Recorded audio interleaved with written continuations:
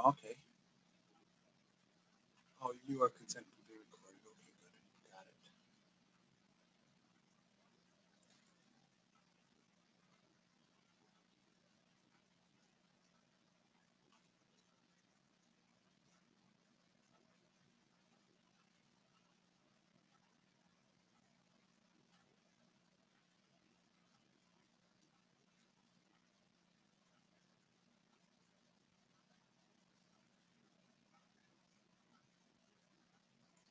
There she is. Okay, so I was just talking muted. Sorry about that. So we are recording this so that everybody knows.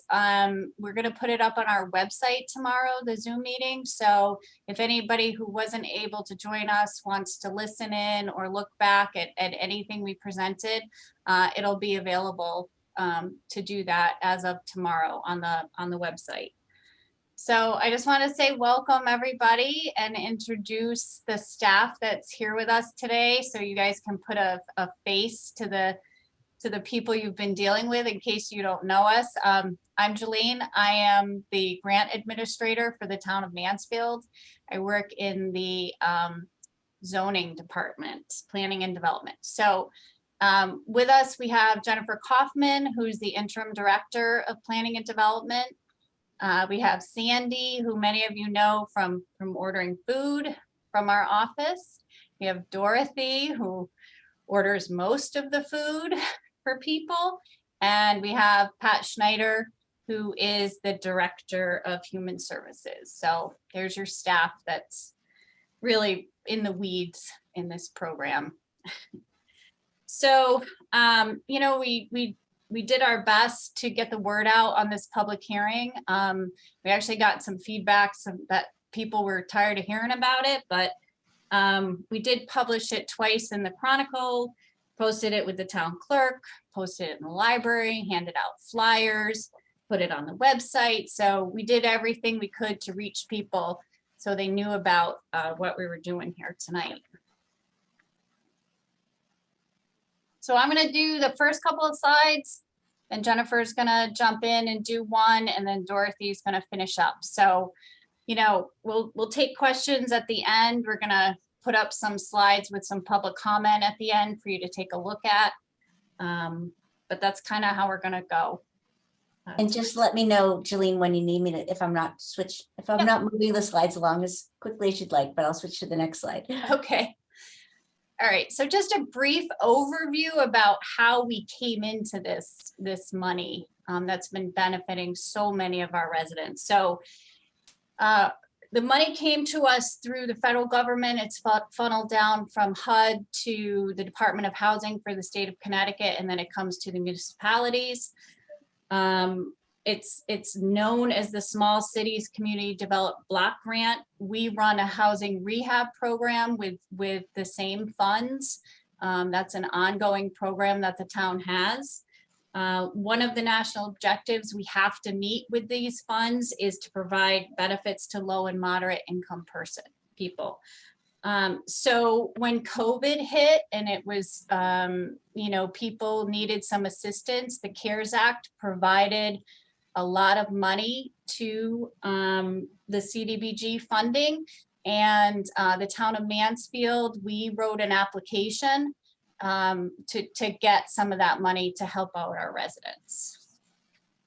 So that funding, the main objective of that funding is that it had to prepare for, prevent, or respond to COVID-19. That's sort of how, you know, we had to distribute the money.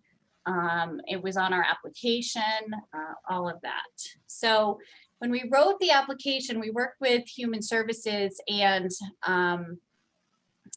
we identified 3 areas that we thought could most benefit our residents with that money. Yeah, there you go, Jen. So we thought people needed assistance with childcare. We knew that people needed food assistance, nutrition assistance, and then we also thought rental assistance would be helpful. We were awarded $500,000, and the rental assistance was taken out by the state. So we were left with childcare and food.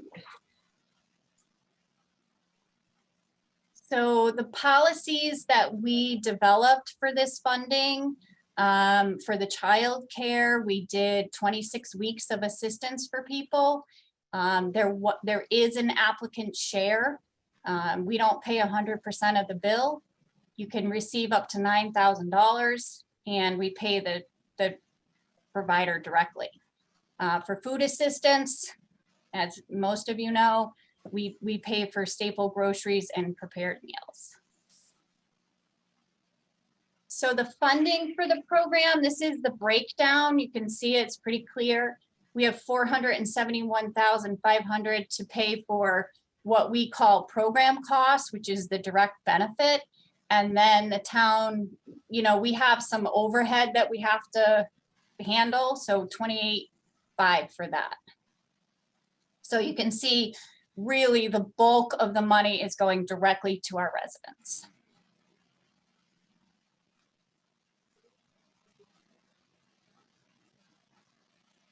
So the funding, as Jolene stated, we got the total grant amount was $500,000. And we were able to, through the good work of Jolene and Dorothy and Sandy, we were able to spend 45% of those funds through June 30th, 2022. And so we have 55% of those funds still available to spend, but we are working hard to spend those. And right now, this is sort of a breakdown of our projected expenses through December 2022. You can see that 19% will go to Meals for Juniper Hill, 16% of the money will go to childcare. 3% will go to marketing and translation, 1% for administration, and the majority of the food of the funding is going to go to food for households. That's 61%.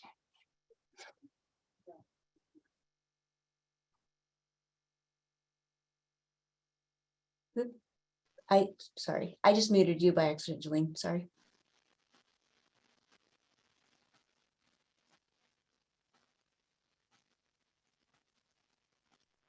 Sorry about that. I was muted. So we, as Jolene had said, we, at the beginning of this grant, we had identified, 3 areas that we were going to try to, that we wanted to apply funds to, but we were only granted for 2 areas, and that was in the groceries and childcare. And at that time, we had identified that we wanted to help at least 100 households through the duration of the grant. We've actually exceeded that number, and we've processed over 200 applications. So that's a good thing that we've actually exceeded the number that we were initially wanting to reach. We're estimating that there's approximately 174 households that are receiving food, food or childcare, or both of those in both of those categories. All of the residents at Juniper Hill, which is 102 residents, are all eligible to receive food assistance. So that's a good thing as well.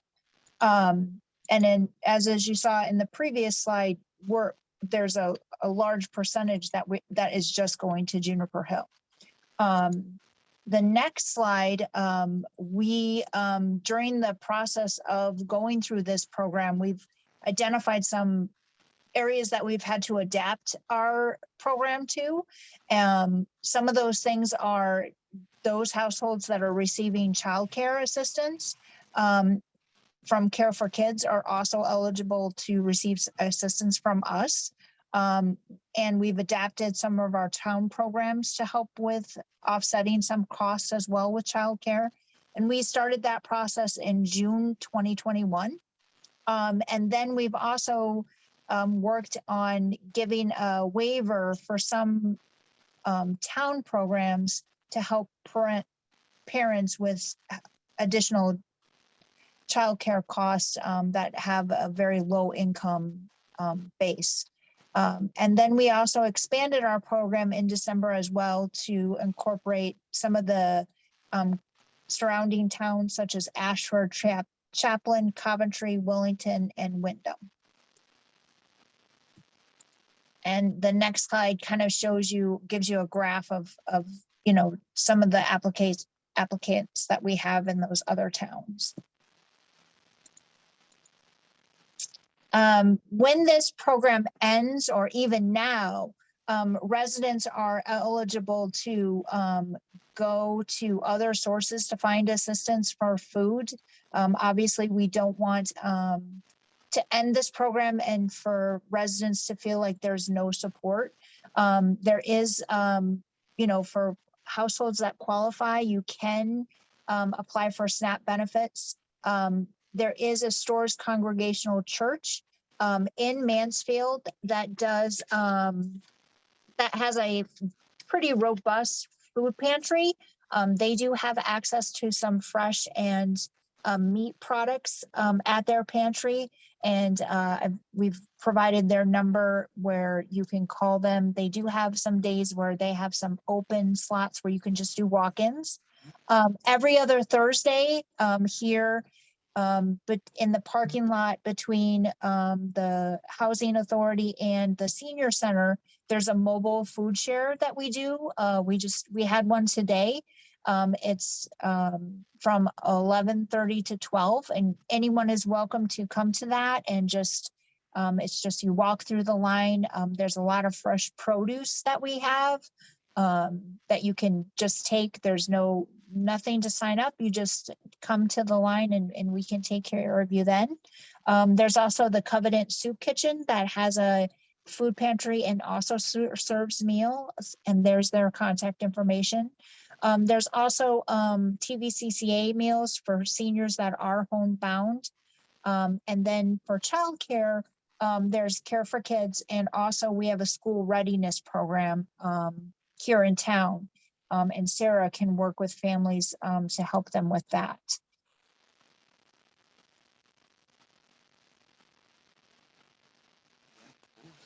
So Okay. Yeah. I'm sorry, go ahead. It's okay. So we kind of flew through that. And one thing I realized that we did not mention is the grant is ending. So this is super important. And we have been trying to get this message out as clear as we can. The funding, the grant period, the amount of time that the grant funder allows us to spend this funds ends on December 31st. So staff is working really hard. We're tracking every penny. We, you know, we're still receiving applications. We just received an application today. So it's a moving target, this whole funding situation. So, you know, we're tracking every penny. We're trying to project as best we can the numbers, and we think we're in a really good place to be right on December 31st. And, you know, we may do some end of the year stuff if there's extra funds, but we're trying to that just be done on December 31st, and the money is spent, and everybody has had time to make other arrangements for assistance that you might need. So it's hard because I can't really see everyone, but I definitely want to open this up. We've received a ton of positive feedback from our residents about the program, and we've got some slides, so you can take a look now, or you can take a look at what some people have said when we put the slides up on the website. But I want to thank everyone who wrote in and provided comments, but I also want to open it up in case, you know, anyone here tonight has a question or would like to make a comment about the program. We'd love to hear some feedback. So we'll try to manage it as best we can if we have multiple people. But like I said, it's hard because I see a couple people, but I don't see everybody. So, okay. So if you know how to raise your hand, so is it is it Renee? Renee. Hi, Renee. Hi. Well, I have a question for you. I know that the grant is ending, but if we as a community are able to maybe raise money to replenish the fund, is that an option? You know, like maybe do fundraisers or something. I mean, I just wasn't sure if there's something that we could do to maybe keep it going. So I don't know, does Human Services want to kind of, Maybe Pat or Dorothy, you could talk about the fundraising that you already do. I mean, you have a pretty robust fundraising strategy through. I didn't mean to imply that you guys weren't doing that. I Yeah. just wasn't sure if we Yeah, as a community should or could contribute to help in the effort. great idea.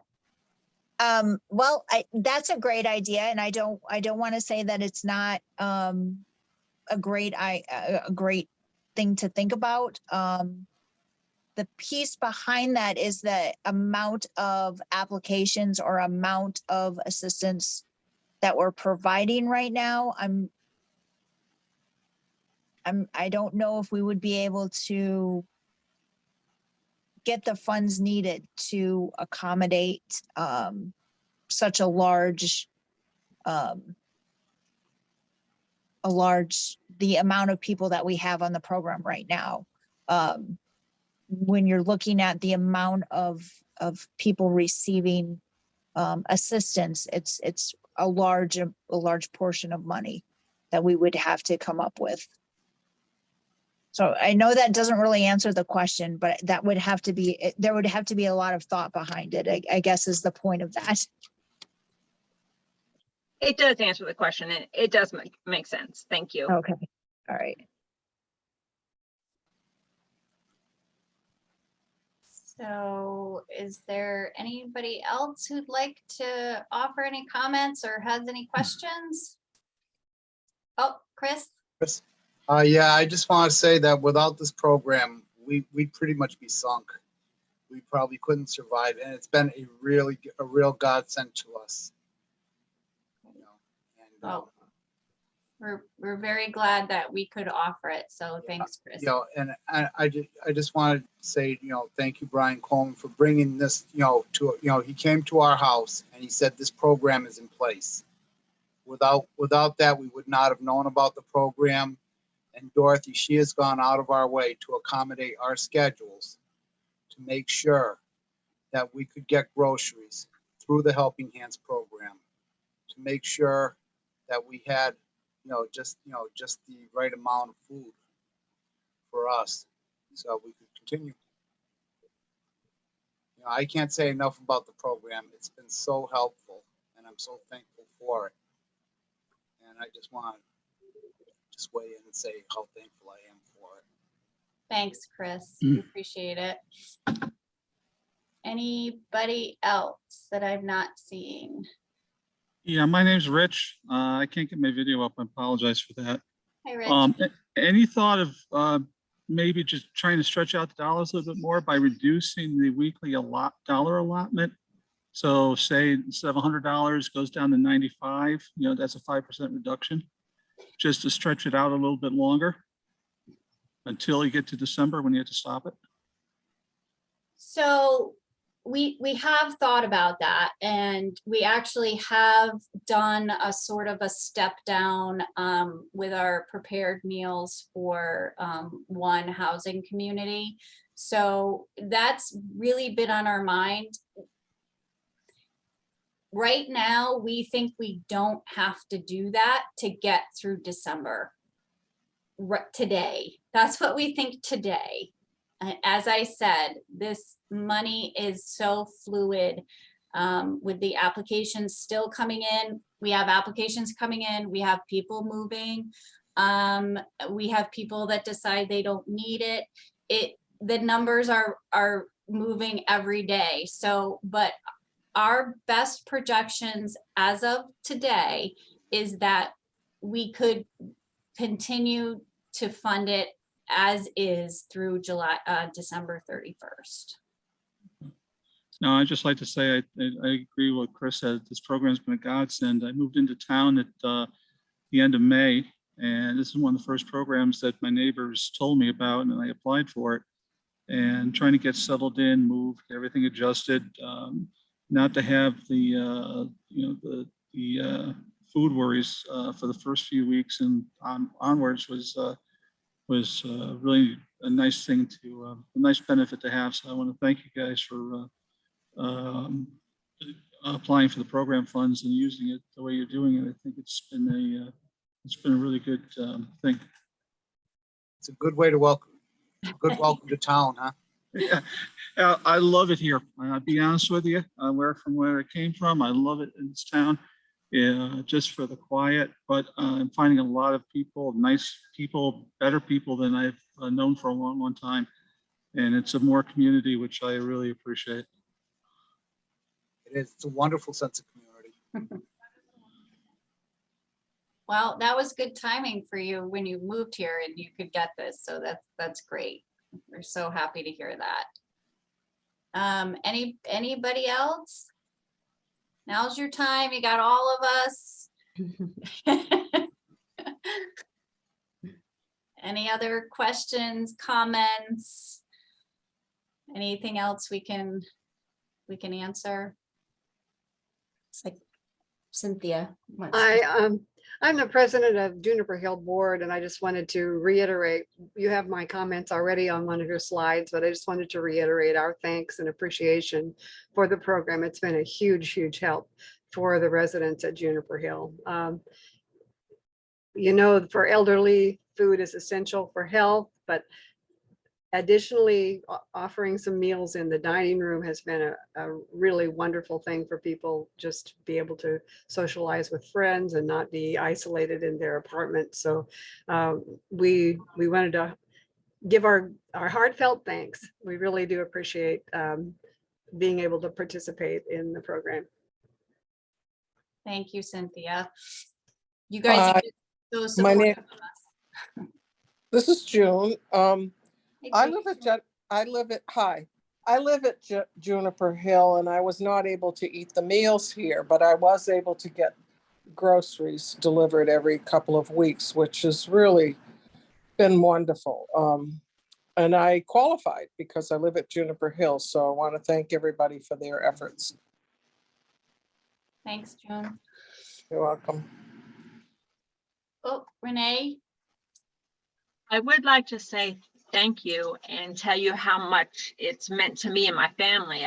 For my son, having these groceries every 2 weeks has made a difference for him, that he's helped me to budget. He's helped me to pick out things, and to see how he's kind of stepped up, and he's been more mindful of what he eats, how he eats, and how he's not wasteful of what he eats has really been very impactful in our family. And I just want to say thank you that you've given us this opportunity to really, I don't know, be more appreciative of what we do have, and to just be mindful to not waste it and to really be thankful for it. So I just wanted to say thank you very much for this opportunity to grow and to, you know, to really work together.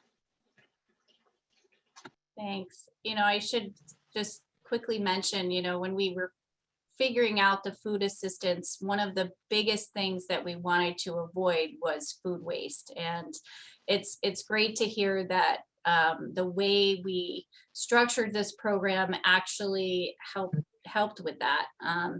You know, doing the individual ordering has been daunting, to say the least. And, you know, Dorothy has taken on most of that. So, but it's good to hear that those efforts that we do to do the individual ordering is accomplishing one of the goals, which was to reduce food waste. So thanks for that.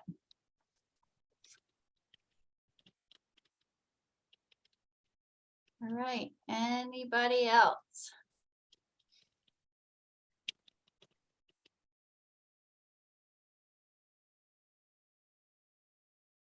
Thank you for being there for us. Yeah, well, you know, I just want to thank everyone for coming tonight. You know, we do these, we want to give you guys information. It's also a requirement of the grant that we hold these. So thank you for coming out and offering your comments. as I said, we will put this on the website. We'll put the recording up, we'll put the slides up in case you want to look. We're gonna stay in touch with everybody, especially our participants, about how we're doing the next couple of months. If there's any changes on timing or anything, we will keep you posted immediately. So most people know where to find us. If you have any questions or you need anything, from us, please reach out. Okay. But thanks again, everyone. Much appreciated. Thank you. Have a great night. Take care. Bye-bye. Bye. Right.